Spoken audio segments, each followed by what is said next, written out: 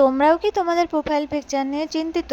এখন তো এটা প্রায় কমন হয়ে গেছে যে আমাদের প্রোফাইল পিকচারগুলো কেউ সেভ করে নিচ্ছে কিংবা কেউ স্ক্রিনশট তুলে নিচ্ছে, তারপর নিজে একটা প্রোফাইল খুলে বা আইডি খুলে তারা আমাদের দেওয়া ভিডিওগুলো সেভ করে নিয়ে পোস্ট করতে আছে। এমনকি এটাও মাঝে মধ্যে হয়ে যাচ্ছে যে আমাদের থেকে তাদের ফলোয়ার্স বেড়ে যাচ্ছে এবং আমরা নিজেরা যখন আমরা যা রিয়েল, তারা যখন মনিটাইজেশন সেট আপ করতে যাচ্ছি মনিটাইজেশন সেট আপ করতে পারছি না।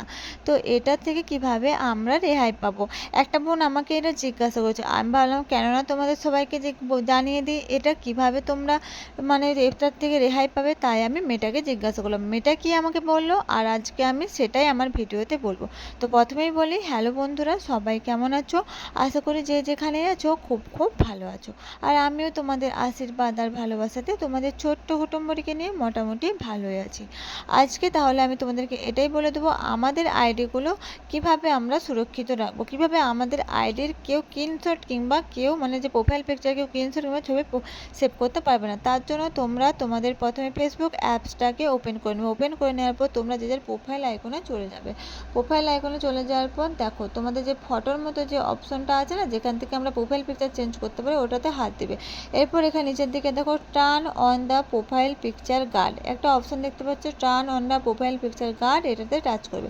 এটা টাচ করার পর হেল্প সিকিউর ইউর প্রোফাইল পিকচারের নিচে দেখো নেক্সট বলে লেখা আছে, এই নেক্সটে টাচ করবে। এখানে যেগুলো লেখা আছে পড়ে নিতে পারো। তারপরে এখানে দেখো লেখা আছে anyone can see your profile picture, the guard help keep your profile picture protect.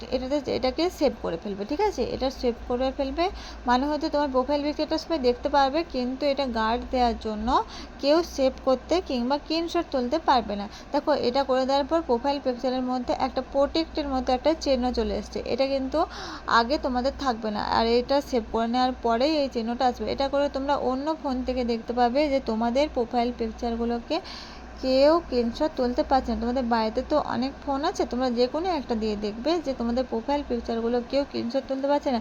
এটা এখন প্রায় আমাদের মধ্যে ছোট আইডি নয়, যারা বড় বড় আইডি আছে তাদের ক্ষেত্রেও এটা হচ্ছে যে প্রোফাইল পিকচারগুলোকে স্ক্রিনশট তুলে নিচ্ছে। স্ক্রিনশট তুলে অন্যরা ফেক আইডি খুলে ফেলছে, আর তাদের যে ফলোয়ার্সটা যারা রিয়েল আইডি তাদের থেকেও বেশি হয়ে যাচ্ছে।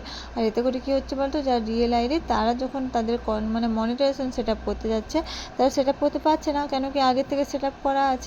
এটা একটা বড় প্রবলেম। তখন অনেক সাইবার ক্রাইম বা অনেক কিছু হচ্ছে, প্রবলেমের সলভ করতে হচ্ছে অনেক পদ্ধতি। তাই এভাবে তোমাদের যদি প্রোফাইল পিকচারগুলো গার্ড করা থাকে তো কেউ স্ক্রিনশট তুলতে পারবে না, তাহলে নতুন আইডি খোলার কথা কোনো কিছু আসছেই না, তাই না?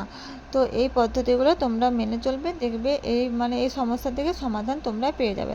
আর আশা করি তোমাদের এই ভিডিওটা ভালো লেগেছে। ভালো লাগলে তোমরা একটা লাইক আর একটা সুন্দর দেখে কমেন্ট করে দেবে। আর তোমাদের পরবর্তীতে কোনো প্রশ্ন থাকলে সেটা আমাকে আমার কমেন্ট বক্সে জানিয়ে দেবে। আমি যতটা পারি আশা করি তোমাদেরকে উত্তর দেওয়ার চেষ্টা করব। আর ততক্ষণের জন্য তোমরা সবাই ভালো থেকো।